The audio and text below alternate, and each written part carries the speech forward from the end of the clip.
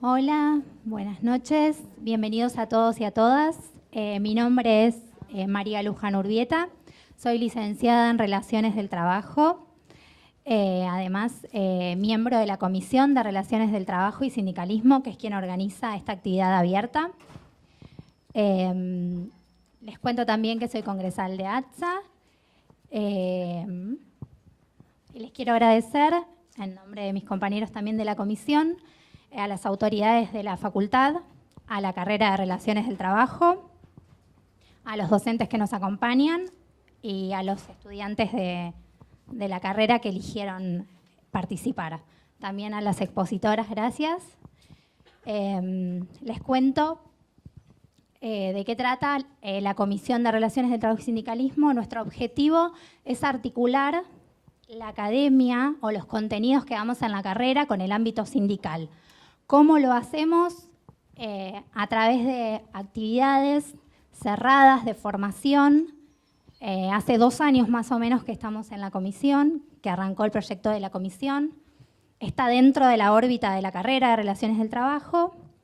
Hacemos actividades abiertas, como la que tenemos hoy, y elegimos por esta agenda de debate sobre las políticas de género, la perspectiva de género en el ámbito sindical. Voy a presentar a las expositoras. Vanessa Siley, diputada nacional, secretaria general. ¿Se escucha ahí? O más o menos, perdón. Secretaria general de FESITRAJU, Marianela Mel, secretaria de género de SATSEI y de familia, y Laura Sotelo, secretaria de género de ATE Capital.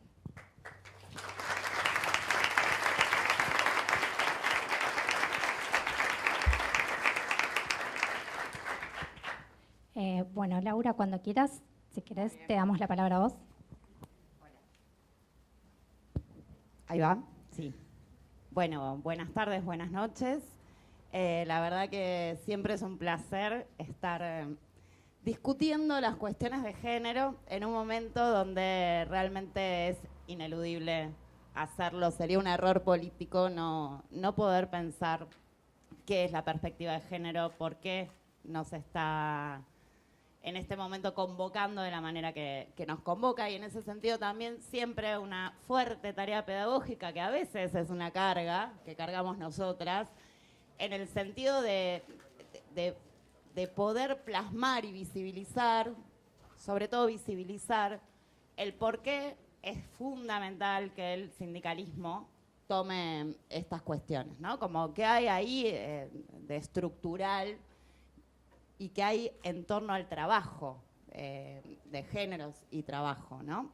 Y en ese sentido, por ahí nos decían al principio que contáramos un poco la experiencia personal y colectiva, porque esto está hecho de un montón de compañeras que le pusimos el cuerpo y la convicción justamente de esta necesidad de que no podemos escindir géneros y trabajo como dos categorías que se implican.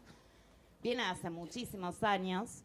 No lo quiero extender, pero digo en concreto, sobre todo para poder dimensionar el momento histórico que estamos viviendo, ustedes imagínense que hace 3 años no podíamos decir patriarcado adentro de nuestras organizaciones sindicales, no podíamos hablar de feminismos. Las secretarías que había en el mundo sindical siempre fueron secretarías de la mujer o de igualdad de oportunidades, siempre reproduciendo la invisibilización de lo que estábamos hablando. Estrategias, digo, no lo estoy cuestionando, eran estrategias para empezar a construir. Yo misma, en mi sector de trabajo, en el 2010, por ejemplo, cuando abríamos nuestra comisión de género, que no existía la delegada de género, que no existía nada, era realmente conmover la estructura y ponerse a inventar, que es un poco lo que hoy masivamente estamos haciendo desde el movimiento de mujeres. Yo discutía con mis compañeras que no digamos ni en un volante, ni en una posición, ni en una asamblea, que no hablemos de patriarcado, porque eso era pianta votos, pianta afiliados y afiliadas, que queríamos acercar a las compañeras a la problemática y teníamos que usar otro lenguaje. Bueno, hoy, digo, por ahí es como muy sutil esta cuestión, pero sabemos que el lenguaje construye mundo, y que podamos hablar hoy adentro de nuestras organizaciones de la importancia y con los nombres que tenemos que ponerle a las cosas, realmente es una victoria.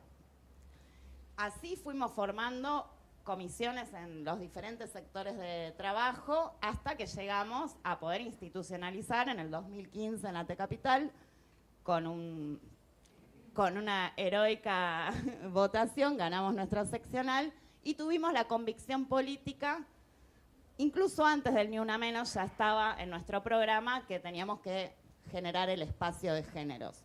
Entonces pasamos de hablar de las secretarías de la mujer a hablar en plural, mujeres, que no hay una única forma de ser mujer, a género y después a géneros, también entendiendo que lo que hay que deconstruir justamente son esas categorías tan fijas. Ahí la verdad que fue un acierto político porque después vino la marea que hoy tenemos y que tuvimos la convicción de profundizar. Empezamos a hacer un montón de cosas, desde las articulaciones políticas con los sindicatos hasta recorrer cada uno de los sectores, formaciones, talleres de masculinidades, digo, como también maneras de abordar la violencia, pero ponerlas también en clave de nuestros roles en los sectores de trabajo, ¿no? Como la violencia no es un hecho aislado.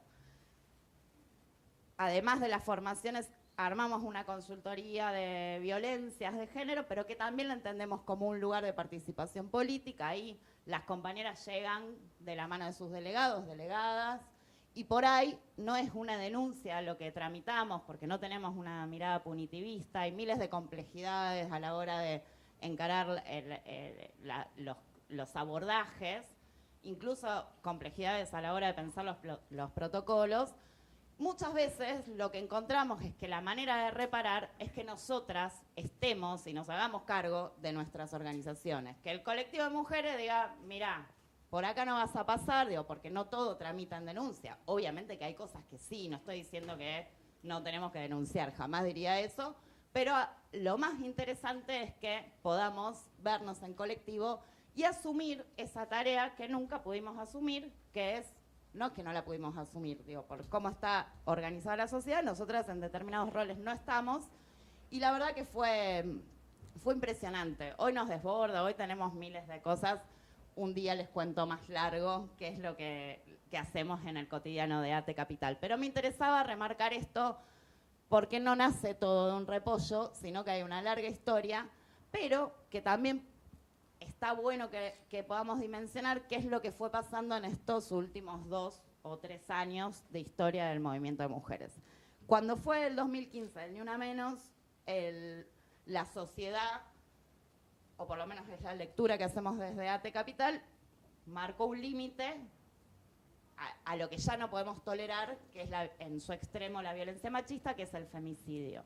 Pero en ese momento fue un grito que saltó de las redes, que saltó también de un momento histórico del pueblo argentino que estaba movilizado, que estaba ganando derechos, que había recuperado la política y que a nosotras nos tenía, si se quiere, también empoderadas, con un sistema previsional que nos había incluido, que había reconocido nuestro trabajo gratis, que de esto es lo que quiero desarrollar un poquito más, pero quedó ahí, ¿no? Como en ese grito nos reconocimos masivas, pero no avanzamos mucho más en términos de nuestros planteos políticos, si se quiere.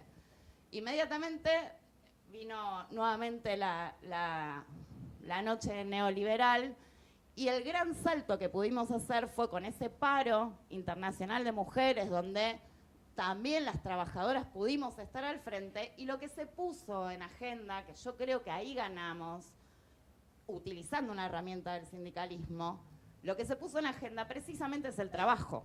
Precisamente ahí es donde nosotras dijimos, bueno, sí, nos matan, nosotras no podemos siquiera decidir nuestra muerte, que es la libertad que tenemos como personas, ¿no? Porque no elegimos nacer, pero sí podríamos elegir cómo morir. Bueno, las mujeres ni siquiera tenemos esto. Saltamos ese paso y pudimos poner en evidencia la trama de la desigualdad estructural que nos excluye del mercado laboral y que sostiene en su punto extremo la violencia, pero que no podemos hablar, ya no hablamos más de violencia, sino hablamos de desigualdad.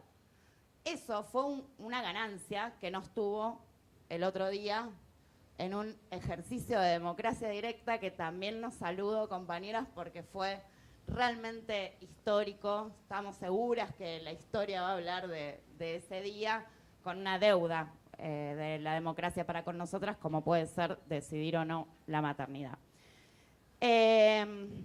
Entonces, yo creo ahí que hay una agenda ineludible que tiene que ver con la masividad, que tuvo que ver con la recuperación política y con toda esta historia que nosotras dijimos basta, ¿no? Como un punto de inflexión. En ese punto de inflexión, y acá vamos por ahí a algunas cuestiones más de las categorías que trabajamos también en las formaciones en ATE Capital, tiene que ver con lo que decía al principio. Géneros y trabajo son dos ejes que se implican, que no se pueden pensar y que por separado, y que empezamos a poner sobre la mesa que justamente si hay roles determinados, incluso hasta antes de nacer, ¿no? Con el rosa, el celeste, digo, ya todo eso va marcando nuestras biografías laborales y que, digo, desde el juego, ¿no? Lo que vamos aprendiendo a lo largo de nuestra vida también nos determina en qué trabajos hacemos las mujeres y qué trabajos hacen los varones, y en algo que el capitalismo se ha montado, que es en la división sexual del trabajo.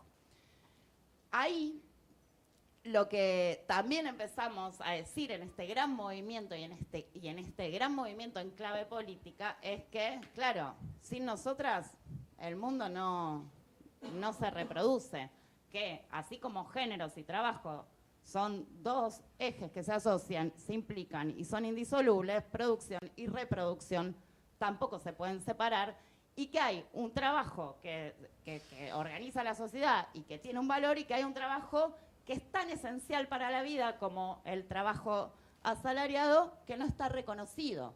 Y que ahí empiezan, es la base de toda desigualdad que por supuesto tiene la simbólica, que por supuesto tiene una construcción cultural, que por supuesto arranca con la historia primera, incluso anterior al capitalismo. Pero el capitalismo, en sus formas de acumular el capital, se monta sobre esto.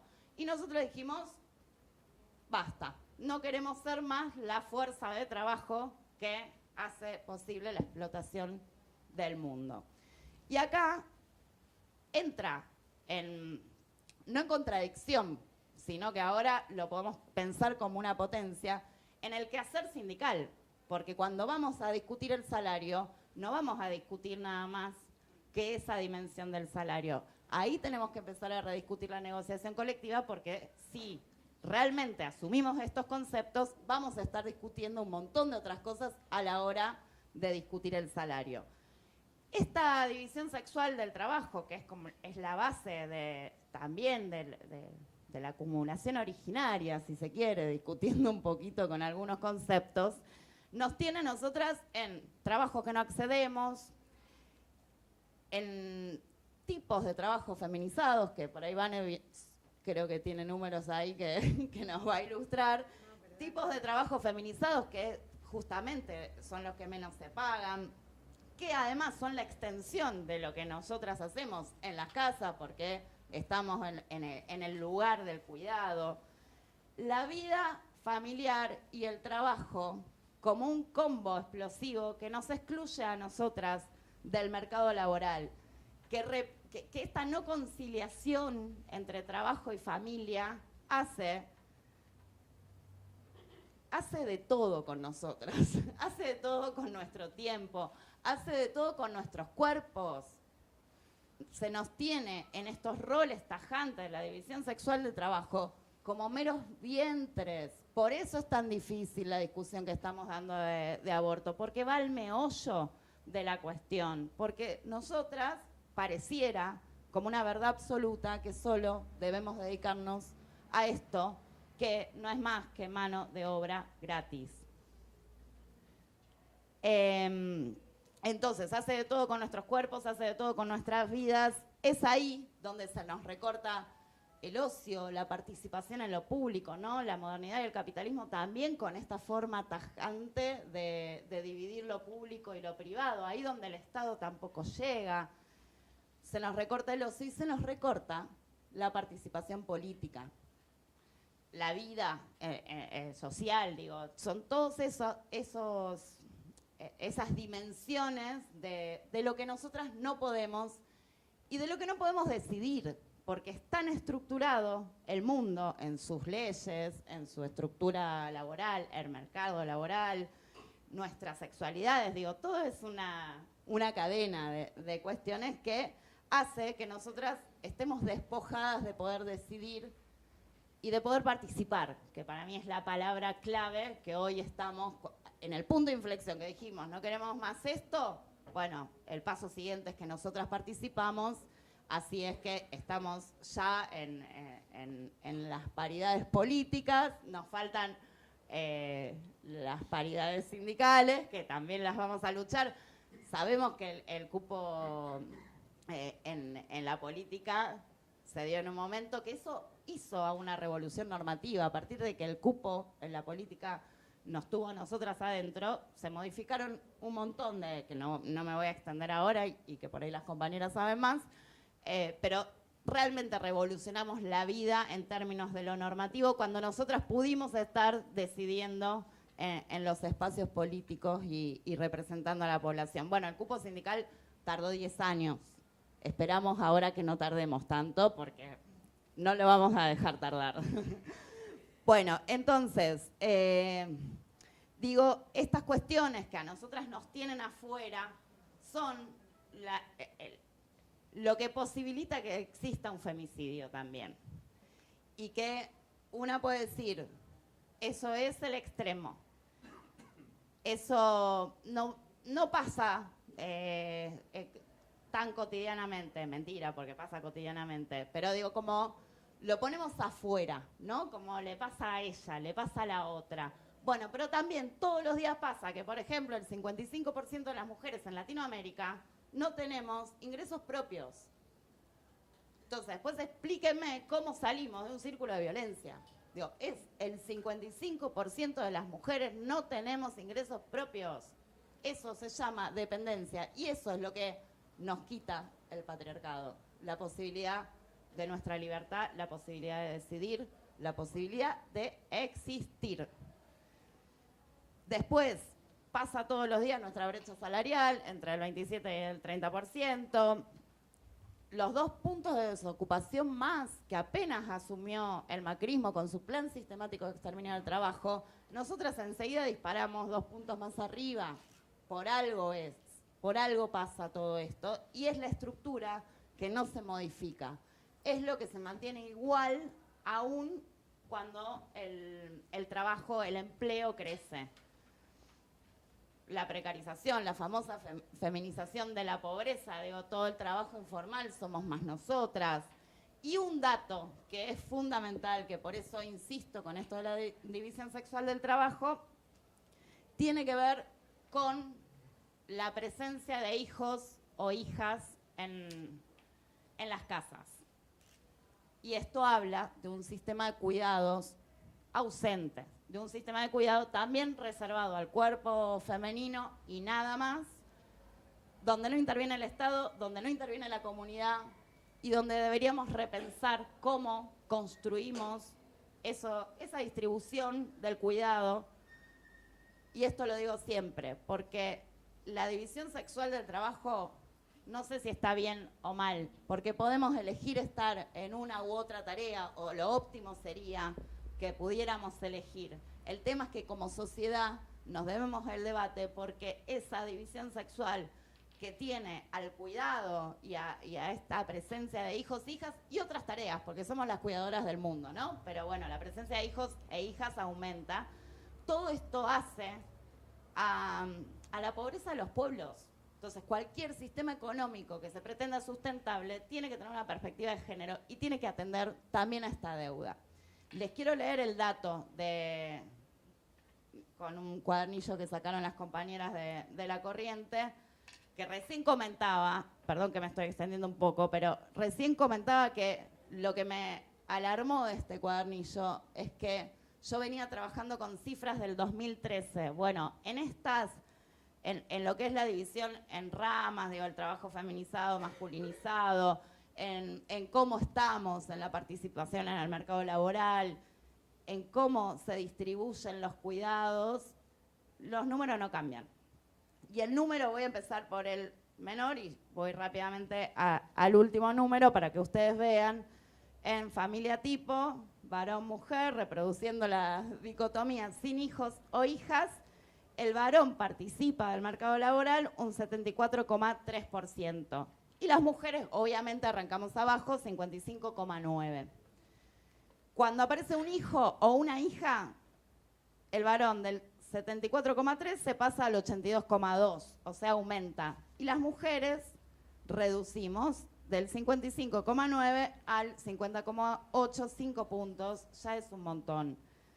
Y después ya pasamos por 2 hijos, hijas, vamos a los 3 hijos, a partir de 3 hijos o hijas en el hogar, los varones del 74,3% pasan al 83,6% y las mujeres quedamos en un 37,8% por estando en el mercado laboral, pero con esa cifra, 37, o sea, casi no estando.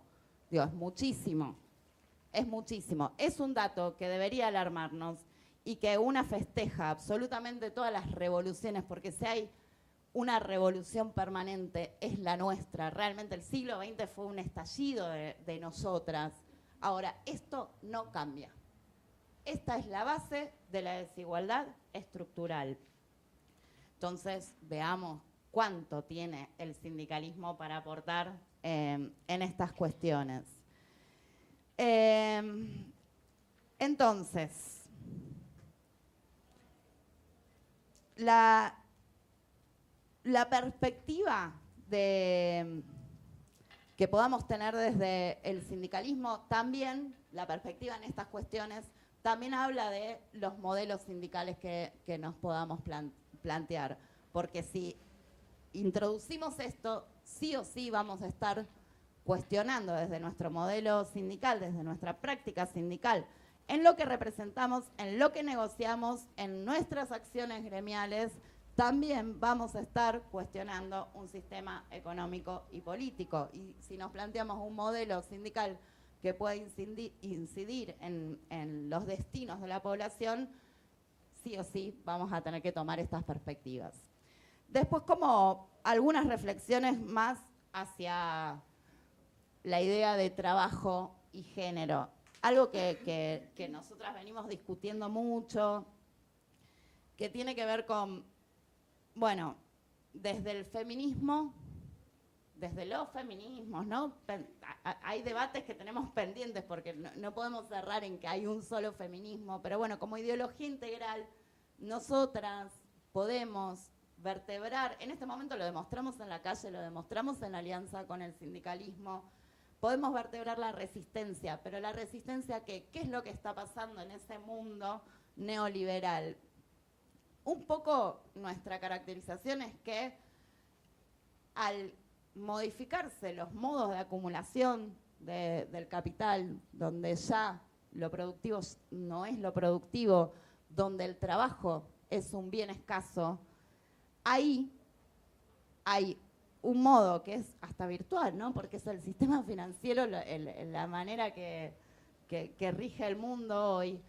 Ahí las dialécticas cambian. Ahí seguimos sosteniendo el lugar nuestro en la reproducción, pero ya no sabríamos bien qué estamos reproduciendo en términos de los modos de producción clásicos. Entonces emerge en la crisis del capitalismo o de este pacto social en torno al trabajo, y nosotras diciendo no vamos a trabajar más gratis, emerge un sujeto político de emancipación con todo el poder para repensar todas estas estructuras, incluso para defender el trabajo. Y ahí yo creo que los feminismos vienen a hacer un aporte a la clase, digo, porque lo que está en riesgo es el trabajo y lo que está en riesgo entonces también es la clase. Digo, lo que no, los nuevos modos de producción o no producción directamente, la flexibilización laboral, etcétera, es lineal. Eso hace al fragmento y a la atomización y a que directamente desaparezcamos como comunidad, ¿no? Como comunidad organizada que también son los sindicatos. Bueno, acá nosotras creo que tenemos un desafío, creo que podemos pensarnos desde este sujeto de emancipación. Creo que así como Evita en algún momento dijo llegó la hora de la mujer, creo que llegó la hora del patriarcado cayéndose y llegó la hora de que el feminismo pueda representar al conjunto, aportando y sacudiendo y creando nuevas estructuras, repensando el trabajo, repensando el mercado laboral, repensando las leyes laborales. Digo, hay un montón de cosas que se pueden hacer en torno a pensar una democracia completa, a pensar que todo esto es un mundo de explotaciones y opresiones, pero que nosotras nunca vamos a detenernos en la pelea por la dignidad, ¿no? Porque de lo que estamos hablando es de la dignidad y la libertad. Después, algo que me interesa siempre plantear es que todo este movimiento que pudo arrancar la media sanción de diputados y diputadas, que tuvimos el orgullo también de tenerla a Vane ahí con su voto e intervención. ¿De qué modo? Porque si ahí estamos creando también modos que trascienden los modos clásicos, porque si decimos trascendemos los modos clásicos del trabajo, trascendemos los modos clásicos de la política, ¿desde qué hegemonía o cómo construimos cómo construimos hegemonía para realmente llegar a este ideal de un feminismo para el conjunto que sacuda absolutamente todas las estructuras que fueron hechas sin nosotras? ¿Cómo construimos esa hegemonía? Tiene otra pregunta, ¿desde qué orgánica? Y eso sí, el feminismo se lo debe. Y yo creo que fuertemente lo podemos plantear desde estos lugares tan nodales como puede ser el sindicalismo. Digo, lo tenemos que plantear adentro de nuestras orgánicas, no tengo duda, digo, desde los partidos políticos, pero creo que el sindicalismo ahí tiene una puerta muy grande para realmente poder hacer un mundo con nosotras. Así que creo que esa es la orgánica a multiplicar. Y algo más, en un momento donde somos las organizaciones sindicales las que también estamos atacadas y que estamos en ese plan sistemático de exterminio de trabajo como lo primero a eliminar. Entonces, realmente, si tomamos estas banderas, creo que podemos ser luz para adelante sin dudarlo. Muchas gracias.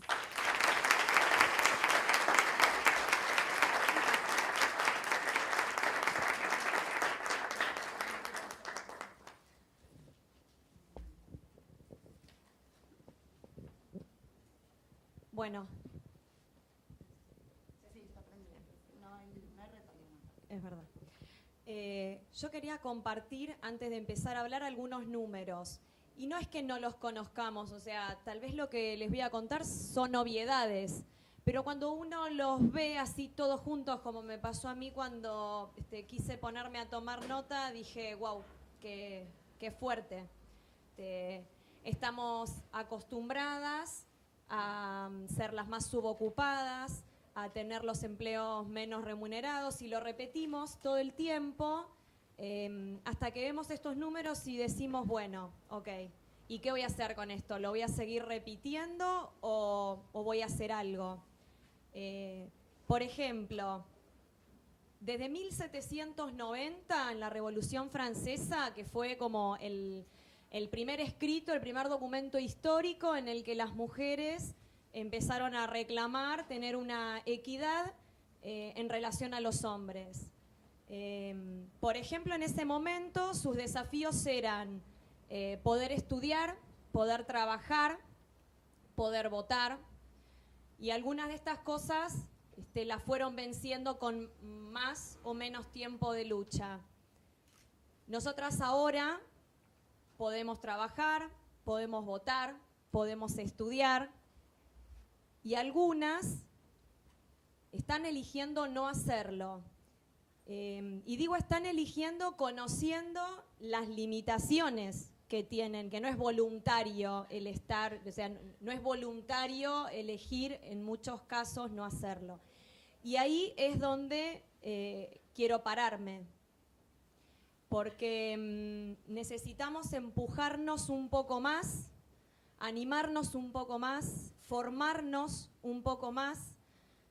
Por ejemplo, en una carrera de ingeniería, el 80% de graduados son hombres. Entonces, indefectiblemente, la inserción laboral mayoritaria va a ser masculina. Y para poder ocupar más lugares, esos lugares de toma de decisión, que son los que nosotras sabemos que podemos ocupar y que queremos ocupar, necesitamos tener más mujeres formadas.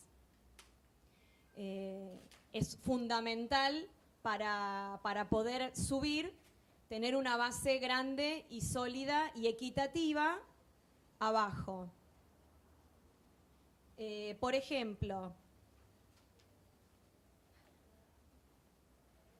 la disparidad, la brecha salarial que nombraba recién Laura, aún en los países más avanzados y con políticas de género, con trayectoria en políticas de género, sigue siendo del 23%, no es muy diferente a la que nosotras padecemos acá. ¿Qué quiero decir con esto?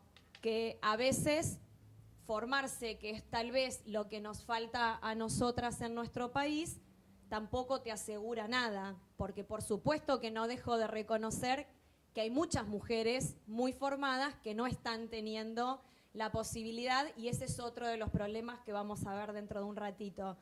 Pero entiendo y quiero hacer hincapié en esto, lo digo siempre dentro de las charlas de género de nuestro sindicato, lo vengo diciendo hace mucho tiempo, y es que todas las mujeres a las que tengamos acceso, nuestras hijas, las hijas de nuestras amigas, nuestras sobrinas, insistamos en capacitarse, sobre todo en las carreras que son las que les van a permitir tener, como decía Laura hace un rato, esa independencia económica que nos va a permitir ser.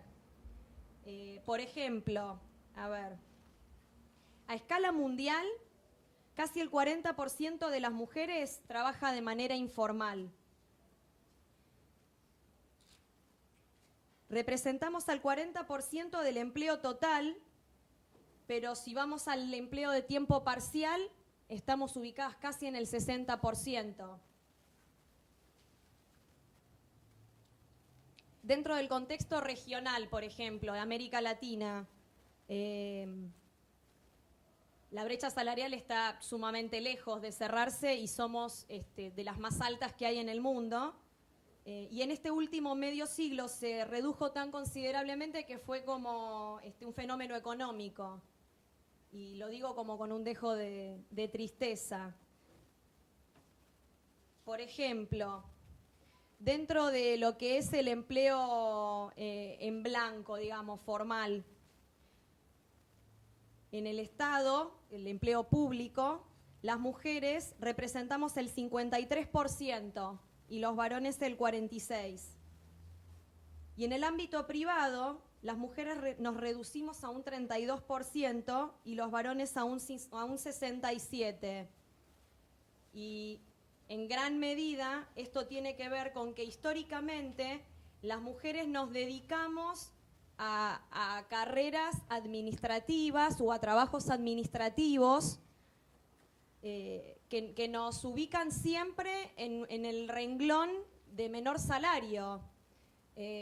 Mayoritariamente somos docentes, con lo que sabemos que significa el salario docente y la lucha que están teniendo los compañeros todos los años y las compañeras. En la historia, y todo esto que les estoy contando no tiene que ver puntualmente con el sindicalismo y el género, pero el tema, digamos, cada vez que yo lo revisaba, el tema indefectiblemente me llevaba a problemas de género que no están directamente ligados con el sindicalismo, pero que se comparten en todos los rubros. los problemas de género que tenemos dentro del sindicalismo no son diferentes a los que tenemos fuera de él. Los problemas para llegar, el piso pegajoso, el techo de cristal, los rostros de nuestros dirigentes gremiales, con el paso de los años, siguen siendo masculinos. En el sindicalismo también tenemos este tema del techo de cristal que hay que vencer. Por ejemplo, según datos del Ministerio de Trabajo, en 57 comisiones negociadoras, dentro de las comisiones sindicales, el 30% no poseen participación femenina. Ahora, en la parte empresaria no superan el 50% las representaciones que no tienen mujeres en sus comisiones negociadoras. Insisto en esto de formarnos para ocupar los lugares que nos permiten tomar decisiones. Desde el año 85 en la Argentina hay mesas multisectoriales de mujeres de diferentes agrupaciones que militan fuertemente este concepto de independizarnos, de formarnos, de animarnos, de involucrarnos. Involucrarnos también es una palabra que nos tiene que definir como mujeres. Porque así como hace un rato les decía que los desafíos en 1790, 1800 eran trabajar, votar y poder estudiar, y nosotras ya no tenemos esos inconvenientes debido a que hubo un montón de heroínas que pelearon para que llegáramos a como estamos hoy, nosotras tenemos otros desafíos. Por ejemplo, el de formar hombres y mujeres con una perspectiva de género que limpie para las próximas generaciones estas divisiones de esta cosa cultural que nos atraviesa en todas las clases sociales y que me tengo que llamar a la reflexión a mí misma, no sé si les pasa, pero a veces estoy hablando todas con mujeres y digo uno, en lugar de decir una. Uno cuando va a tener familia, dijo el otro día una compañera, y la miramos y dijimos, es una, porque uno nunca va a tener familia, es una. Entonces digo, tenemos que pelear a veces con este lenguaje que decía la compañera Laura recién, porque lo tenemos tan involucrado, es una cuestión cultural que tenemos que trabajarla todo el tiempo para romperla. Entonces creo que uno de los grandes desafíos que tenemos en primer lugar es cómo hablamos, cómo nos hablamos, cómo hablamos de nosotras y formar digamos, a nuestros hijos, a nuestras hijas de esta manera. Yo siempre cuento algo que me pasó a mí en uno de mis primeros encuentros de mujeres. Yo tengo una hija y un hijo. Y mi hija es un poco más grande. Y era la que me ayudaba a poner la mesa en casa hasta ese primer encuentro de mujeres. Y vuelvo de ese encuentro y armo un almanaque y digo, bueno, un día cada uno. Un día Dylan, un día Miki. ¿Y por qué? Me preguntaron en casa. Y contesté, ¿y por qué no? O sea, ¿vos no comés, hijo? ¿Por qué no podés ponerla? ¿Por qué tu hermana puede poner? Porque yo soy más chiquito. No importa, yo te bajo los platos, vos los ponés. Hoy mis hijos tienen 14 y 18 años y mi hijo me dice, yo soy el único que saca la ropa del lavarropa y la tiende. O sea, en mi curso no, nadie, mamá. Bueno, pero digo, esto nos pasa a muchas.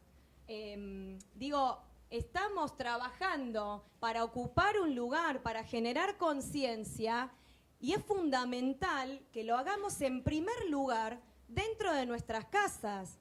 Por supuesto que es un desafío que aquellas que tenemos la posibilidad de militar dentro de instituciones gremiales y ocupar espacios y, digo, trabajar desde adentro, capacitaciones y, digo, remar para lograr, para acompañar los proyectos que presentan las compañeras y, digo, generar conciencia desde lo gremial.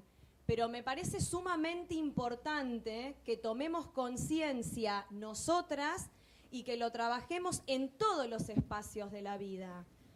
Porque de esa manera tenemos, yo a veces cuando veo hoy chicos que colaboran en sus casas, y digo chicos que colaboran porque los chicos hoy colaboran en los quehaceres domésticos, y hago un apartado acá, nuestros compañeros no colaboran, ellos tienen que ser responsables igual que nosotras, pero todavía puedo decir que los chicos sí, nos ayudan a los grandes con estas cosas.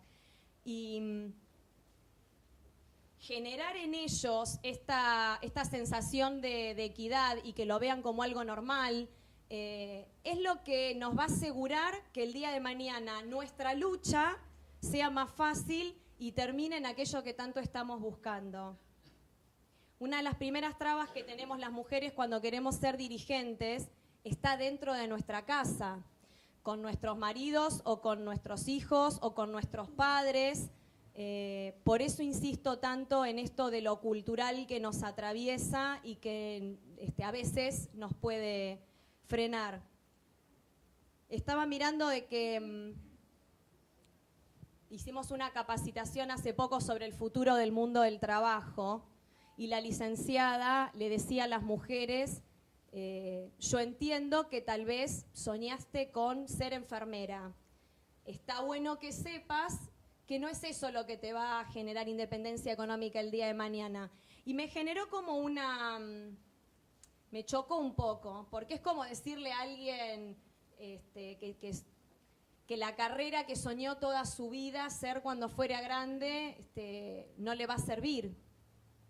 Pero también está bueno que nos digan estas cosas y que nos llamen a la reflexión cuando todavía no tenemos definido qué es lo que vamos a hacer. Está bueno plantearnos, sobre todo como mujeres, y plantearle a otras mujeres más chicas que tienen que pensarse independientes, que tienen que pensarse no dependiendo de un compañero o de una compañera para poder sostenerse económicamente, porque ahí es donde les estamos dando la posibilidad de que se desarrollen y que en ese caso la compañía sea una opción y no una necesidad. Las mujeres, el 8 de marzo de este año, fuimos capaces de reunirnos con todas las centrales obreras en una lucha y seguimos trabajando en eso. Esto es un denominador común que los hombres no habían logrado y es porque tenemos la convicción, sabemos que nosotras dependemos de nosotras y que si no nos unimos no tenemos chance de lograr nuestros objetivos. Si hay alguien que sabe de sacrificio y de lucha, son las mujeres, porque el movimiento obrero organizado feminista existió, solo que está olvidado, nadie lo cuenta. Si no buscamos datos de alguna historiadora mujer, no nos vamos a enterar de que hay mujeres que se han tenido que disfrazar de hombres para estudiar, entre tantas otras cosas. Las mujeres, si nos unimos, somos capaces de lograr los cambios. Está a las pruebas con los ejemplos que contó Laura hace un rato. Entonces, los desafíos que tenemos por delante son formarnos para tener el conocimiento que nos permita ocupar los espacios de toma de poder, involucrarnos con nosotras y pelear para seguir peleando para ocupar los espacios que sabemos que podemos ocupar y que merecemos ocupar. Representamos a más de la mitad de la población, pero esto no se ve reflejado en los cargos de toma de decisión. Y es importante que sigamos formándonos y peleando para ocupar esos lugares. Bueno, una frase que me quedó, la tomé nota mientras que Laura hablaba, eso que llaman amor es trabajo no remunerado, el trabajo doméstico está invisibilizado y está bueno también tomar conciencia de eso para para visibilizarlo y para, no me sale en este momento la palabra que quiero usar, dignificarlo, ahí está, no me salía, dignificarlo. Así que bueno, dentro del movimiento obrero organizado hay un espacio para las mujeres que se generó por el cupo y que las mujeres supimos defender todos estos años. Ahora necesitamos ampliarlo y para eso hace falta compromiso, sobre todo de las mujeres. Y está bueno que generemos esta conciencia de que cuando una mujer ingresa a una institución gremial, no está quitándole un lugar a un hombre, sino que está agrandando a la institución. Y sobre esos pilares quisiera que nos apoyemos para defender esta idea. Gracias.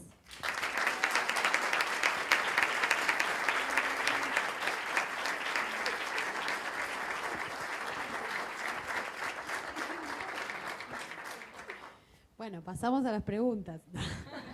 Ya dijeron todas las compañeras. ¿Cómo están? Buenas tardes. La verdad es que tanto Laura, las dos compañeras tocaron todos los temas que hacen al mundo del trabajo, al sindicalismo y a la perspectiva de género. Yo nada más quiero como tratar un poco de distinguir eso, ¿no? Porque siempre se habla de sindicalismo, o sea, la charla de hoy es sindicalismo con perspectiva de género. Y es imposible no analizar, o por lo menos contemplar el mundo laboral, el trabajo, las estructuras, en la carrera de relaciones del trabajo, las estructuras laborales, para hablar del sindicalismo. Porque el sindicalismo no es uno u otro, sino que es en función de a quién representa. Y después hay distintos modelos de cómo representar al trabajador o a la trabajadora. Uno de esos modelos es el sindicalismo entendido como lo entendemos en la República Argentina, desde que se instaló fuertemente el modelo sindical de unicidad promocionada, donde ni siquiera había un ministerio, sino que era tan solo una dirección, allá por el año 1943, que es el modelo de grandes sindicatos fuertes con potestad de tener la personería gremial y ser los únicos que negocian salarios y convenio colectivo de trabajo, es decir, condiciones laborales, derechos. Pero ese sindicalismo que a hoy podríamos empezar diciendo, bueno, que faltan mujeres, bueno, que las mujeres no estamos en los cargos jerárquicos, que hay muy pocas secretarias generales, como bien dijeron las compañeras, que en los escenarios siempre se suben ellos, y etcétera, etcétera, etcétera. Ese es un plano de análisis. Otro plano de análisis es qué derechos tenemos las mujeres o cuáles son los derechos igualitarios, cuál es el ámbito donde se negocian o se instalan y se conquistan y se consiguen las licencias parentales, maternidad, paternidad, copaternidad, etcétera. Esa es otra discusión, la de los derechos. Y la discusión que a mi modo de ver también tiene que aparecer acá es la discusión de cómo se conforma el mundo laboral, que mucho lo dijeron ambas compañeras. Y no hay una discusión que venga primero que la otra. No se puede discutir la paridad en las organizaciones sindicales primero que la paridad en el mundo laboral. O no, o al revés. ¿Por qué discutir el techo de cristal? ¿Por qué discutir siempre, ninguna mujer en el escenario del paro tal? Y todo el mundo sale a decir que en el sindicalismo no hay mujeres. ¿Y por qué nunca salimos a decir que no hay CEOs mujeres, que no hay ministras mujeres, que no hay juezas mujeres? Bueno, eso también lo tenemos que discutir. Paridad en los directorios de las sociedades anónimas, paridad en las comisiones, consejo directivo de las asociaciones sindicales. Queremos paridad en ambas partes. ¿Por qué digo? Y por supuesto, los derechos. que es el otro bloque. ¿Por qué digo que tenemos que discutir estas cosas juntas? Porque el sindicato no es más que el reflejo del mundo laboral. O debe ser el reflejo del mundo laboral. Una organización sindical con sus estructuras, sus órganos internos, sus comisiones internas, su cuerpo de delegados, su consejo directivo, su asamblea de congresales. Acabo de nombrar los principales órganos que tiene una organización sindical como institución de liberación de los trabajadores. Esas estructuras internas de las organizaciones sindicales tienen que ser legítimas, participativas, porque las estructuras al interior, para que nuestro modelo sindical sobreviva, tienen que ser democráticas. Tienen que ser democráticas, fuertemente democráticas. Si no, ¿qué pasa? Se rompen los sindicatos. Si no hay democracia interna en las organizaciones sindicales, se arman otros sindicatos. Porque el problema del modelo sindical no es que haya muchos sindicatos, el problema es que no son democráticos los pocos que existen. Ese es el problema. Esa sería la manera en la cual podemos proteger al sindicalismo. Y cuanto más legítimas sean esas estructuras sindicales, esas organizaciones sindicales, más eficientes en la lucha por la garantía de los derechos van a ser. Porque la verdadera fortaleza del movimiento obrero organizado radica en el mayor grado de creencia y de fe y de apuesta que la clase trabajadora haga sobre ellas. En cuanto tengamos trabajadores y trabajadoras descreídos de sus organizaciones sindicales, vamos a tener un movimiento obrero organizado débil. Esto es una cuestión de fe, como en todo, ¿no? ¿Por qué digo esto? Una vez les cuento una anécdota que siempre cuento, pero porque me parece tan gráfica. Éramos, hasta hace un mes, 2 meses, el país de América Latina con el salario promedio en dólares más alto de toda la región. Pasamos a ser el cuarto, ¿no? Qué triste. Pero, por ejemplo, México es uno de los países con promedio de salario en dólares más bajo de toda la región. Y me contaba un dirigente de la Unión Obrera Metalúrgica que cuando ellos iban a México, recorrían las metalúrgicas de allá, el único afiche que estaba pegado en la fábrica era el de Lupita, el de la Virgen de Guadalupe. No había otro afiche. Y esto no tiene nada que ver con creer o no creer en la Virgen de Guadalupe. Tiene que ver con en qué creen los trabajadores, si creen en su herramienta sindical o no. En la Argentina, por suerte, vamos a donde vamos o entramos a esta universidad y se habla de asamblea, de sindicato y eso es muy importante. Eso es fruto y debe ser fruto de orgullo en nuestro país. Ahora bien, el sindicalismo tiene falencias. Y muchas veces es la derecha quien se para sobre las falencias del sindicalismo para destruirlo, no para hacerlo mejor. ¿Cuántas organizaciones sindicales el otro día, 28, 29 de mayo, por ahí, se intervino el sindicato del hipódromo porque no había cumplido el cupo femenino? El señor Triaca, que tiene trabajadoras en negro, le preocupan las mujeres y el cupo femenino y la representación nuestra de las mujeres, los géneros en las organizaciones. No, mentira. Lo que le importa es intervenir el sindicato, ¿no? Y a veces le dejamos las excusas. Totalmente. La tenía en otro sindicato intervenido, tenés razón, sí. Totalmente. Pero bueno, a lo que iba era esto.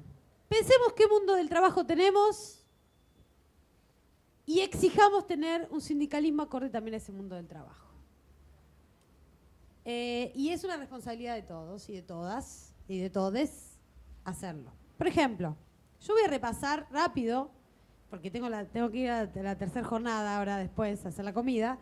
Voy a repasar rápido como un pantallazo de lo que ya dijeron las compañeras, porque la verdad que las dos lo dijeron. Hablamos de los problemas de las mujeres en el mundo laboral, que después están en el mundo sindical, pero están en el mundo laboral. Entonces, la segregación ocupacional, que es de qué manera accedemos las mujeres al mundo de trabajo, a dónde vamos a trabajar, mayoritariamente a todo lo que dijo Laura, tareas de servicio, trabajadoras de cuidado, maestras, enfermeras, demás. Y el problema no es ser enfermera, el problema es que el salario de la enfermera esté bajo, viejo. No ser enfermera, con mucho orgullo, muchas enfermeras, muchas docentes, yo soy hija de docente bonaerense jubilada. El problema es que esos salarios son bajos, que están por debajo. Hoy un salario inicial de una docente en la provincia de Buenos Aires está por debajo de la línea de la pobreza. ¿Por qué? ¿Qué es algo menor enseñarle al futuro de un país? Ahí debería radicar la grandeza de la nación en la educación pública y gratuita como la tenemos en la Argentina. Y debería ser bien remunerado. ¿Pero qué pasó? El origen. Cuando se sanciona la ley 1420, la Argentina, en las discusiones parlamentarias de esa ley, se establecía que no debía cobrar un salario, porque iban a ser mujeres las maestras, todas mujeres, que no hacía falta una cuestión de un salario pagar. Porque era como que, bueno, si igual se iba a mantener con el salario del hombre, a un subsidio. Entonces se estableció en el debate parlamentario que la mujer, la trabajadora de la educación, el trabajador de la educación, no iba a tener un salario, iba a tener una compensación por ese aporte de ayuda a la comunidad que hacía yendo a enseñar. Ahí está el origen, fíjense ustedes. No era considerado un trabajo, era considerado un servicio, una ayuda, un apoyo a la comunidad. Esa es la segregación ocupacional horizontal. ¿Cómo las mujeres vamos al mundo del trabajo? Bien, vamos a estas actividades laborales que tienen que ver con la reproducción sexual del trabajo, que tienen que ver con las tareas feminizadas y todas mal remuneradas. Además, el techo de cristal, ahí también. O sea, pocas jefas, pocas ministras, pocas juezas. Engrosamos la base. Los varones no, los varones acceden a actividades industriales, por ejemplo, que también tiene que ver con cosas que pasaron antes. Las mujeres teníamos prohibido, y seguimos teniendo porque todavía no se derogó, es una ley, yo presenté un proyecto para derogar una ley que es una barbaridad, pero que se había escrito esto, compañeras y compañeras. Esto se había normado, se había legislado, se había establecido como una ley. Las mujeres no podíamos ser ni maquinistas ni manejar una grúa. Fíjense, hay muy pocas mujeres que manejan hoy una máquina de un tren. Y sin embargo ahora es digital. Antes era ni siquiera, no estamos hablando que era cargar el carbón en el horno de la locomotora. Ni de palanca. Estamos hablando de digital. Y no hay.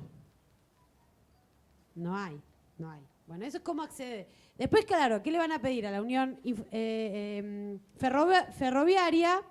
Fíjense que es un dato. A la Unión Ferroviaria se le exige, bueno.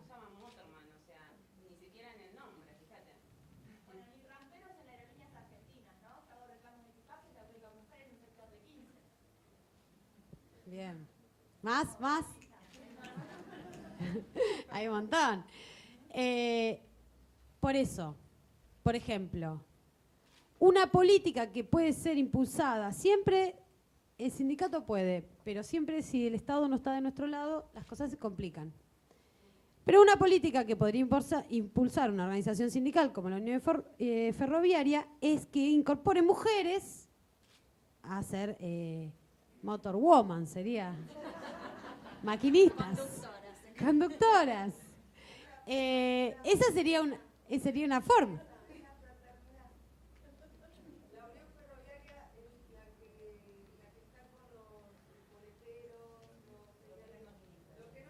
Claro, los maquinistas son del sindicato de la fraternidad, el primer sindicato, uno de los primeros sindicatos de la Argentina. Tenés razón, me confundí. Pero bueno, tampoco hay muy pocas mujeres guardabarreras también. Valga ya, lo digo también.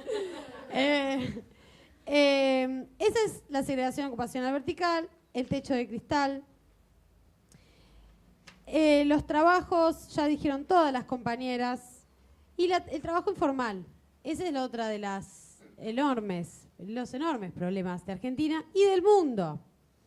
El trabajo formal en la Argentina, con los reyes del blanqueo, subió 2,5 puntos porcentuales de que asumió Mauricio Macri. Ya estamos arañando el 40% de trabajo no registrado, informal, negro o economía popular, como lo quieran llamar. Esa es la realidad. Ya rondamos casi 40% en nuestro país. Lamentablemente, el mundo es complejo y a veces las soluciones siempre son las viejas. El otro día hablaba con Héctor Recalde y me hablaba de un proyecto que él tiene y tenía siempre, que es la reducción de la jornada laboral en 6 horas por la incorporación de la tecnología, ¿no? Que es una gran discusión, que se está dando en el mundo esta discusión ahora. Y esa discusión yo la leí allá en el 18 Brumario de Marx, ¿me entendés? Y sí, o sea, a veces las discusiones del futuro son los viejos paradigmas filosóficos a los cuales hay que... Yo soy peronista igual, pero no importa. Como buena marxista al ser argentina, soy peronista. Pero la cuestión que quería hacer referencia es, tenemos que tener la capacidad de distinguir la herramienta de los trabajadores y de las trabajadoras para su realización plena, como es el sindicalismo, y los niveles que le tenemos que exigir al sindicalismo, el quantum hay que exigirle a ese sindicalismo para que realmente incorpore la perspectiva de género. Entonces, la organización sindical que no pueda cumplir con el cupo, o que no vaya a poder cumplir con la paridad en su futuro porque en su mundo laboral no lo tiene, debe darse una política de la mano del Estado. Por eso hoy es difícil, pero no importa. Si no tenemos el Estado hay que darlo igual y después vemos si volvemos, cómo volvemos, cuando volvamos y tenerlo presente. Pero darse una política para incorporar mujeres, a diversificar el acceso de las mujeres al mundo del trabajo con la tecnología. Se puede, menos excusas que antes. El otro punto que quería referir es, vamos a hacer el supuesto de que ingresamos en igualdad mujeres y varones al mundo laboral. 50% de mujeres trabajadoras, todas registradas, todo en blanco, pleno empleo. 50% de mujeres, de varones trabajadores, pleno empleo, todo en blanco. Bueno, ahí viene la otra pregunta, que es no solo mujeres, sino políticas para mujeres. Y ahí es cuando nos empezamos a preguntar sobre la participación y la calidad y el tipo de la participación también nuestra, de las mujeres, en donde estemos. No solamente mujeres, sino políticas económicas para mujeres, políticas para los géneros, políticas sindicales, políticas partidarias, políticas para mujeres también. Y creo que eso es fundamental cuando las organizaciones sindicales empiezan a discutir en sus convenios colectivos de trabajo derechos de avanzada que todavía no tenemos en leyes. Por ejemplo, nosotras en mi organización sindical, en el CITRA Jucaba, pudimos este 8 de marzo crear, en el marco de nuestro convenio colectivo de trabajo, un nuevo derecho que es la licencia por violencia de género. Si no hubiéramos tenido convenio colectivo de trabajo, no hubiéramos podido crear ningún derecho, ninguna licencia, ningún nada. Esto siempre hay que saberlo también. Por eso, y para tener un convenio colectivo de trabajo hay que tener una organización sindical. Y esa organización tiene que ser fuerte, es todo lo que ya dijimos antes. Entonces, yo siempre digo, la mujer es trabajadora, y trabajadoras somos todas. Bueno, nosotras queremos mujeres sindicalistas, porque es la forma de liberarnos también a las mujeres. Es a través de esta, como decía Lau, a través de esta herramienta, de esta orgánica, donde también nos vamos a poder realizar. Se puede, tenemos que ser, es a través de las organizaciones sindicales donde hay que empezar a plantear las políticas de cuidado en la cual está ausente el Estado. ¿De qué manera? Y bueno, igualando las licencias parentales es una. Otorgando licencia por familiar enfermo es otra. Que la puedan gozar de la misma manera varones y mujeres. Otra manera, y no menor, y que también hay que hacerlo revisando todos los ámbitos. Yo veía justo los chicos acá de la Comisión de Trabajo y Sindicalismo que me facilitaron el protocolo que tiene la UBA contra la violencia de género, el protocolo de actuación en casos de violencia de la UBA. Nosotros en mi organización acabamos de resolverlo hace 2 meses atrás. la creación de protocolo de violencia de género para los casos que sucedan al interior con afiliados y afiliadas de nuestra organización, con compañeros delegados, es decir, también con activistas de nuestra organización de violencia de género, con un procedimiento para poder ser la organización también responsable de esa política. Y esa política es transversal a la organización, no es de una secretaría. Yo siempre digo, ¿hay secretaría de salario en los sindicatos? No, nunca. Yo no conozco ningún sindicato que tenga la comisión de salario. No existe. Porque todo el mundo sabe cómo se compone su salario. Todo trabajador, todo delegado, todo cuadro sindical y todo trabajador. Cómo se compone su salario, cómo se desmembrena, cuándo se discute la paritaria, cómo viene... Bueno, porque es una cuestión fundamental y por eso es transversal. Bueno, la cuestión de género, la política de género, la perspectiva de género también es transversal.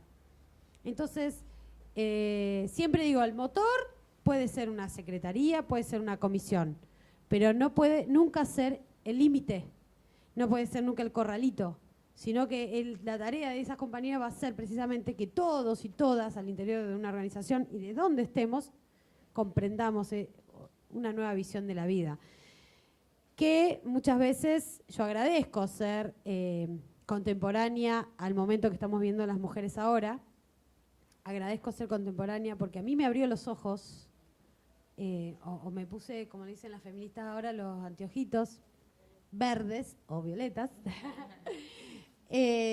Y realmente me hizo, primero me puso muy triste, me puse muy triste, porque me di cuenta todas las veces que había sufrido violencia y que lo había naturalizado, o que me lo había aguantado, o que lo había disimulado, o que había sentido vergüenza por ser víctima de violencia de género. Yo, que era la víctima, sentía vergüenza por serlo, como nos pasa a todas las mujeres. Y bueno, gracias a este hermoso momento histórico y a este movimiento histórico que es el feminismo, como lo estamos viviendo en este momento, las mujeres podemos hacer estos pasos, pasar por ese sentimiento de cuando nos damos cuenta de la tristeza, pero después ir a un sentimiento de liberación, que no es solo de mujeres, sino que es de compañeros varones también, y que los va a ayudar a ellos también a liberarse de muchas cargas que tienen en torno a la sociedad patriarcal en la cual vivimos. Pero bueno, perdón, me fui de tema, pero lo que quería referir es que aprovechemos este momento histórico.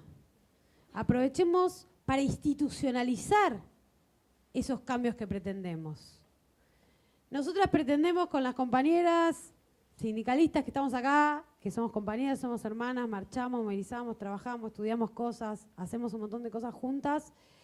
Pretendemos que en las organizaciones sindicales haya paridad.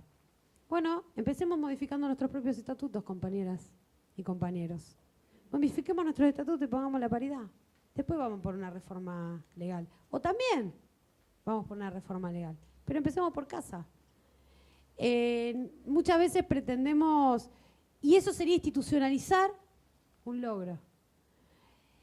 Tratemos de conseguir derechos, además de presentar un proyecto de ley para modificar la ley de contrato de trabajo y poner la paridad en licencias maternidad y paternidad. Tratemos de hacerlo en nuestros convenios colectivos de trabajo en la medida que podamos. En la medida que podamos. Pero es un momento donde se puede dar esta batalla. Yo me acuerdo que cuando fui a Satsai en Mar del Plata, el año pasado fue. El año pasado, abril del año pasado. El encuentro de mujeres del Sindicato de Televisión, había toda una discusión que era, pero en este momento donde están flexibilizando y nos están sacando derechos y nos quieren meter cláusulas que nos corroen los derechos adquiridos que tenemos y nos quieren sacar adicional y nos quieren... Vamos a estar planteando ampliar la licencia de maternidad o ampliar la de paternidad. Da para hacerlo. Y fíjense lo que le hicimos las mujeres al macrismo, contrario de todo lo que se dijo hasta de nuestros propios compañeros y compañeras, tal vez algunos confundidos, le hicimos la mejor paritaria del año con el aborto, con la interrupción voluntaria del embarazo, compañeros y compañeras. A mí me parece que fue...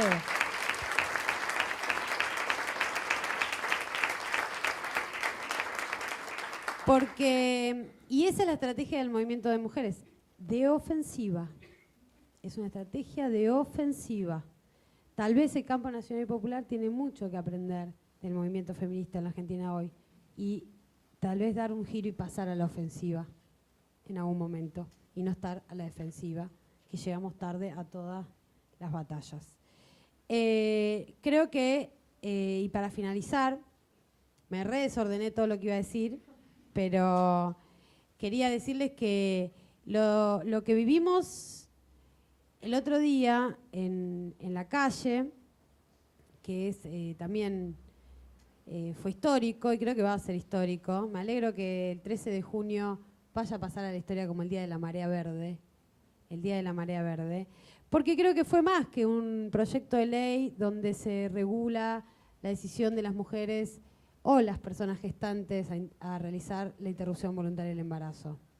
Creo que es más que eso lo que se votó en la Cámara de Diputados y ojalá, y bueno, obviamente vamos a estar en la calle el día que se vote en Senado, porque ahí lo que se puso fue como dijeron acá las compañeras, fuimos al meollo de la cuestión. Porque como está estructurada la ley, yo intenté explicarlo, incluso muchas mujeres, y ustedes conocerán, fueron obligadas a realizarse un aborto también y tal vez no querían hacerse un aborto. Porque lo que nosotras estamos pidiendo es que se nos respete la decisión que tomemos, sea la que sea. Sea la que sea. No, es chiquito el debate si se agota en qué tipo de decisión toma la mujer. El tema es querer y poder ejercer nuestra autonomía de manera plena. Decidir ser madre o no ser madre y poder ser respetada por el Estado y por la sociedad en esa decisión y no ser condenada y mucho menos morir por esa decisión, me parece que a mí me pone muy feliz que estemos viviendo en una sociedad que a pesar de todos los defectos que tenemos, estemos dando esta discusión porque nos va a hacer mejores personas y seres humanos a futuro, ¿no? Y yo tengo un hijo de 4 años que es varón y que además de desear profundamente que sea feliz, lo que más deseo es que viva en una sociedad mejor que la que me tocó vivir a mí, en una sociedad profundamente humanista en ese sentido, ¿no? Así que bueno, aprovechemos este momento, aprovechémoslo donde estemos, mujeres y hombres y los géneros, seamos capaces de institucionalizar cada una de estas luchas y preparémonos porque cuando volvamos a la conducción del Estado, que bueno, vamos a pintar la casa rosada. Ah, ya es rosa, de verde. Ahora se viene la casa de verde. Bueno, muchas gracias, compañeros y compañeras.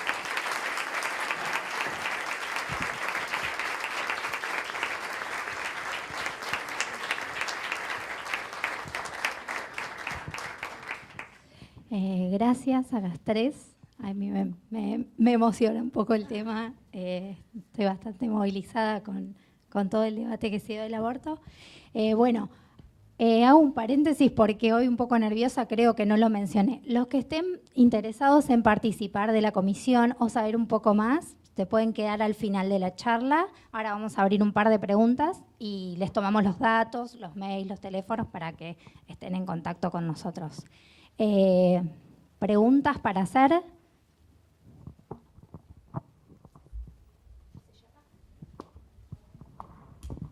Hola.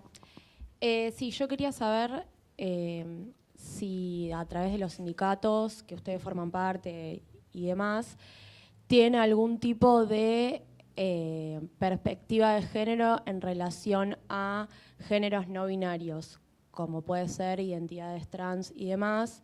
Bueno, ya sabemos que se impulsó la ley de cupo trans por Diana Zacayán, pero actualmente no se cumple.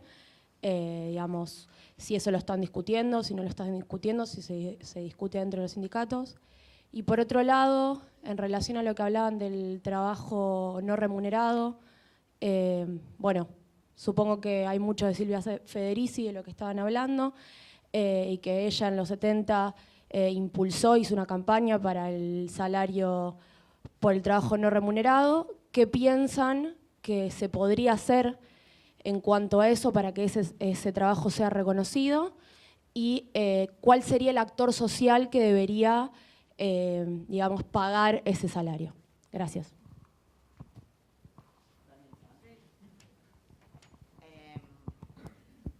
Empiezo por la segunda.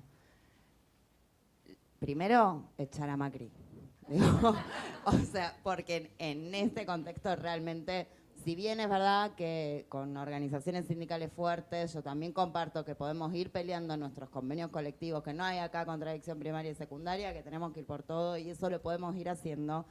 Realmente, digo, estamos rifando nuestro fondo de garantías, que por ejemplo fue una de las políticas de Estado que más reconoció en valor ese trabajo gratis.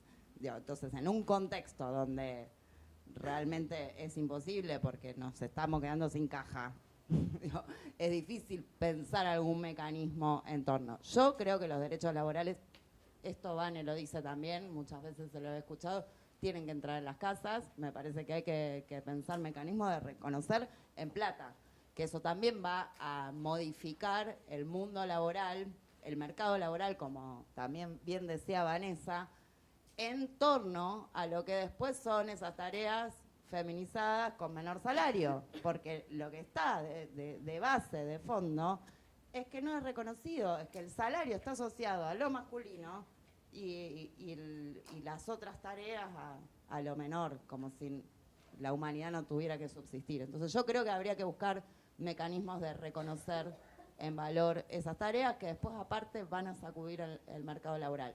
Por otro lado, el sistema de cuidados. El sistema de cuidados también, y estos son asignaciones familiares, por ejemplo, que las tenemos por el subsuelo. Hay un montón de cuestiones. El subsidio para los jardines, si no lo tenés en tu lugar de trabajo, ¿qué es ley? Que deberían estar. Bueno, eso no se cumple, excepto en algunos lugares, sindicatos fuertes que cumplen esa falencia también, que tienen jardines de primera infancia. Bueno, hay un montón de mecanismos, pero que es valorizar el trabajo. Yo creo que se podría plantear en un Estado nacional y popular, lo podríamos plantear. Y por otro lado, un sistema de... Después, en torno a diversidad, por supuesto, porque acá lo que se trata cuando hablamos de sacudir el poder, las relaciones de poder, cuando hablamos de patriarcado, cuando hablamos de capitalismo que nos determinan los cuerpos y los roles, estamos hablando de precisamente ilusiones de lo que debemos ser. En el medio hay un infinito. En el medio tenemos que poder justamente cuestionar, a veces decimos feminizar el poder, las formas de hacer y de ejercer el poder en términos de relaciones, pero también en términos de cómo ejercemos el poder, para que un día no tenga marca de género. Y en ese sentido, no sé, la ley de identidad de género nos hizo mejores personas a todos, a todas, a todes, y también tiene que poder el mundo sindical representar esto que existe. También muy en clave de lo que, por ejemplo, en ATE Capital, lo que nos sucedió es que esto, una va arrancando con un montón de estrategias para poder transversalizar, para poder tener espacios, para poder tener políticas, y fue una demanda. Entonces, el mundo sindical tiene que representar en espejo lo que existe. En la medida que existe y que ahora que sí nos ven en todos los sentidos, no solo como mujeres, sino como todas las posibilidades que tenemos para hacer, eso está en nuestras organizaciones, tiene que haber política. Y en el pliego de licencias, por ejemplo, que son cosas concretas que vos peleás en términos gremiales, no solo formaciones, charlas, participación, sino lo que hace a poder modificar la vida de las compañeras, los compañeros, los compañeros. Ahí hay un montón de cosas que se pueden hacer, no solo el cupo. Ahí, no sé, por tratamiento hormonal, hay varias cuestiones que también venimos incorporando en nuestro pliego, en la medida que las compañeras, los compañeros lo peleen. Esa es la clave para mí. Bueno, no nos queda mucho tiempo más. No me llega el micrófono hasta ahí. Última pregunta.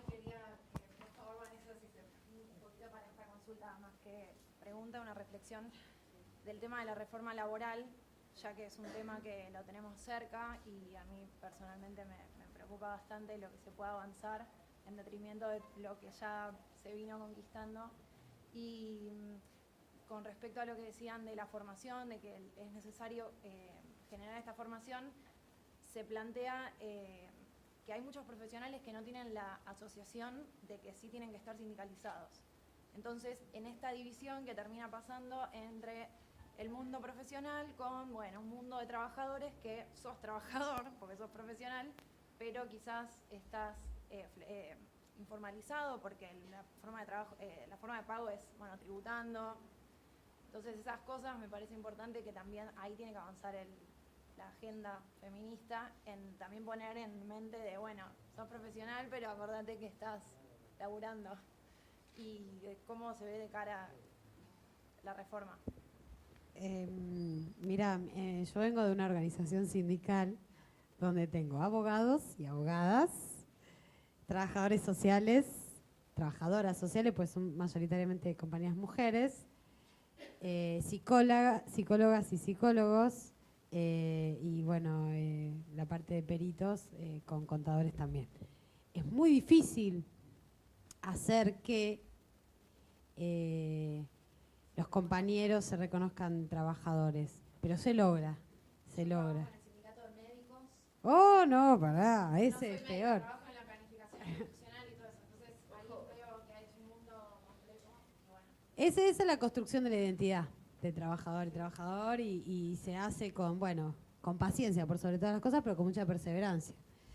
En la reforma laboral, la estrategia del gobierno fue recalcular sobre esa única ley que habían metido en el mes de noviembre del año pasado, que logramos frenársela en la calle, aquel 29 de noviembre con esa enorme movilización que hicimos Corriente Federal, las dos CTA y algunos sindicatos como el Sindicato de Camioneros y otros sindicatos que siguen al Sindicato de Camioneros. Vuelve a la carga con una estrategia y mete en el Senado la misma ley pero partida en 3 partes. Dividida una en lo que ellos denominan el blanqueo, otra en lo que es el régimen de pasantías o contratos de aprendizaje, que lo quieren dibujar así, y la otra las tecnologías de salud. Actualmente no se está tratando, se quiso tratar en la Comisión de Trabajo del Senado la de tecnologías de salud, pero ahí está, es un tema que por ahora, bueno, hay que estar alertas, en estado de alerta, por si quieren avanzar. A mi modo de ver, el más peligroso de todos los proyectos, todos son regresivos en materia de derechos, todos sacan derechos. El más peligroso es el blanqueo, porque con la excusa del blanqueo, que es por un año, que es como una conmutación de multas, de deudas por tener trabajadores sin negros, se cambian leyes fundamentales que no solo reducen la indemnización en caso de despido, como el artículo 245, sino que además algo que es ideológico, profundamente ideológico, que es que en la Argentina los trabajadores y trabajadoras tenemos prohibido renunciar a nuestros derechos. Prohibido lo tenemos. Y si yo escribo renuncio a tener aguinaldo, se tiene como nulo de nulidad absoluta, no válido. ¿Por qué? Porque la ley laboral parte de un principio que es ante la duda a favor del trabajador, y como ese principio prooperario establece que la parte débil puede estar propensa a sufrir presiones, bla, bla, bla, estableció la irrenunciabilidad de los derechos. Eso lo cambian. Lo cambian. Pero con abogado, claro, podés renunciar, pero con abogado. Si te lo pone la empresa, el abogado, pero bueno. Y cambian un montón de cuestiones sobre que van a incrementar el trabajo informal. Que van a incrementar el trabajo informal que viene de la mano de las pasantías. Fíjate vos, qué casualidad, ¿no? Todo tiene que ver con todo. O sea, la estrategia de dividir una misma ley en 3 partes fue para que alguna salga y empezar a caminar con alguna, ¿no? Que quieren empezar a caminar con la de tecnologías de salud. Esperemos que vamos a trabajar, no vamos a esperar, vamos a trabajar para oponernos y que eso no suceda. Después está la otra reforma laboral, que es la que entró por la Cámara de Diputados, que es una que ellos titularon también, todo lindo el título, equidad de género. Equidad de género. y es en donde, con el verso de eliminar la brecha salarial, que no la eliminan porque todo lo que nosotros dijimos acá, ninguno de esos aspectos está presente en la ley, ¿no? Por supuesto. Pero le da facultades al Ministerio de Trabajo para intervenir en organizaciones sindicales y para no homologar convenciones colectivas de trabajo. Y no establece sanciones a los empleadores. No, obviamente, no, los empleadores nada. El teletrabajo. Que si no hay participación en la mesa de negociación, las mujeres se El pueden cupo quedar ya está. exentas de quedar abarcadas por ese convenio colectivo. Hay una norma que No. establecía. Sí, me parece Eso no que había existe. una norma. Las mujeres tenían la obligación de participar. Sí, el y cupo. Si no participaban por el cupo, no quedaban abarcadas. Lo que pasa es que No, eso no. La primera parte sí, la segunda parte no. O sea, la negociación salarial es oponible a todos los trabajadores y trabajadoras, estén incluso o no afiliados a una organización. Bueno, entonces están incorporadas lo que se negocia en esa mesa. El tema es que sí hay cupo, es del 30%, lo establece la ley 23.551, está presente el cupo, pero lo que está sucediendo con la reforma laboral, la de diputados, la de Senado, es, yo le digo, la formalización de la flexibilización laboral. Es decir, nosotros el ajuste, la pérdida de trabajo, la pérdida de derechos, los despidos, etcétera, etcétera, lo vivimos todos los días con el modelo económico. A partir del modelo económico vivimos el ajuste. Esa es la flexibilización laboral de hecho, la cotidiana, la de todos los días. ¿Qué quieren hacer con estas leyes? Cubrirse jurídicamente por todos los juicios que le vamos a hacer, además de todos los paros y las movilizaciones que le vamos a hacer. Entonces quiere hacer la reforma laboral de derecho. La flexibilización laboral de derecho. La de hecho ya la estamos viviendo todos los días, ¿no? No, bueno. La institución paritaria como tal, claro. Sí, las paritarias, que es la institución que comporta la redistribución de la riqueza por excelencia en un país, en la negociación paritaria, prácticamente está siendo violada por este gobierno de una manera alevosa. Vos si no negociás la pauta que ellos quieren, no te la homologan. Si después, entonces no la podés utilizar. Si no firmás el 15, te despido a la mitad de los trabajadores. Firmás. Bajarnos al 0,5, después en el último tramo. Nosotros también tuvimos, bueno, ustedes lo sabrán, por público bancarios y bueno, tuvimos totalmente una lucha bastante... Los trabajadores y trabajadoras bancarias hasta el año pasado, que habían firmado la paritaria y no las quería homologar, salió por resolución judicial y el macrismo que hizo, le inició juicio político a los camaristas. Porque cuando el Poder Judicial no opera para facilitar el ajuste, es perseguido también. ¿No? Es perseguido también. Bueno, yo les agradezco, pero yo me tengo que retirar. Ustedes quédense, pero yo me tengo que retirar. Gracias, Vanessa. Gracias, chicas.